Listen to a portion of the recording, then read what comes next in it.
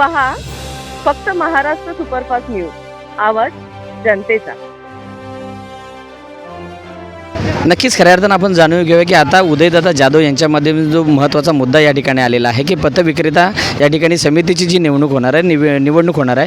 खऱ्या अर्थानं जाणून घ्यावे की असे काही जे फुटपाथवरती जे व्यवसाय करणारे लोक आहेत त्यांच्या माध्यमातून. दादा तुमचं नाव काय? माझं नाव निलेश धारपूर आहे. निलेश धारपूर आहे. किती वर्ष झाली तुम्ही हा व्यवसाय करताय? मी इथे 2021 पासून आहे, म्हणजे लॉकडाऊन जेव्हापासून संपला तेव्हापासून आम्ही इथे धंदा लावतो. काय नगरपालिका तुमच्याकडून काय घेते, काय देता तुम्ही? आम्ही नगरपालिकेला पावती देतो, म्हणजे 40 रुपये कधी 60 रुपये हां, जे आहे ते स्टँड लावलं तर म्हणजे एक्स्ट्रा द्यावे लागतात, नाही तर गाडीचे 40 रुपये ही द्यावे. निवडणूक वगैरे होते त्या संदर्भात तुम्हाला माहिती आहे काय संदर्भात? आता या निवडणुकीमध्ये आमचे नावच नाही, आता आम्हाला काय समज नाही त्याच्याबद्दल. नगरपालिकेनं असं प्लॅम्पलेट वगैरे तुमच्याकडे काय दिले? नाही, आम्हाला काय दिलं नाही नगरपालिकेने. तुम्ही कशी निवडणूक करू शकणार?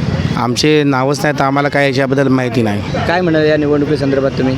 आम्ही एवढंच म्हणणार की आमचे पण नाव असायला पाहिजे, पण आमचे नाव नाही आहे. बघ, हा एक महत्त्वाचा मुद्दा आहे. अजून काही जे विक्रेते आहेत त्यांच्या माध्यमातून सुद्धा आपण जाणून घेऊया.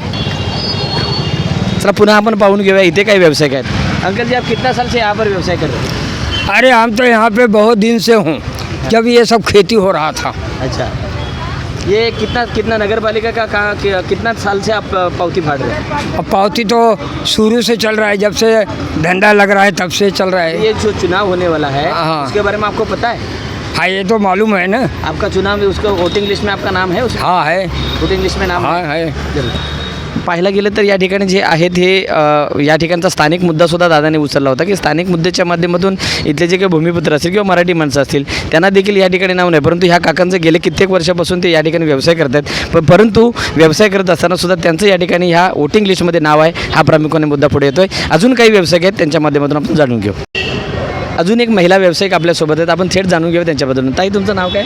अमृता संदीप सावंत. तर कित्येक वर्ष झाली तुम्ही या मनवेलपाड्यामध्ये व्यवसाय करता? मला आता 15 वर्ष झाली, मी मनवेलपाड्यामध्ये व्यवसाय करते. बरोबर. या ठिकाणी तुम्हाला माहिती असेल की आता एक नगरपालिकेची निवडणूक सुद्धा आहे व्यवसाय फेरीवाल्यांच्या विभागाची आहे, त्या संदर्भात तुम्ही काय सांगा?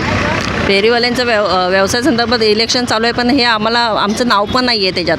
पण गेले 15 वर्ष नगरपालिकेनं काय घेतलं तुमच्याकडे? पावती घेतली, 40 रुपयाची पावती फाडते नगरपालिकामध्ये. पावती फाडून पण आमचं लिस्टमध्ये नाव कसं काय नाही? तर हा महत्त्वाचा मुद्दा आहे. हां, आता आपण ताईंच्या माध्यमातून गेले 15 वर्षसुद्धा आम्ही इथे व्यवसाय करते. दर दिवसाला मी जर या ठिकाणी नगरपालिकेची जो टॅक्स आहे तो मी भरत असेल तर माझं नाव या ठिकाणी का नाही, हा सुद्धा महत्त्वाचा मुद्दा या ठिकाणी आपल्या इथे आलेला आहे.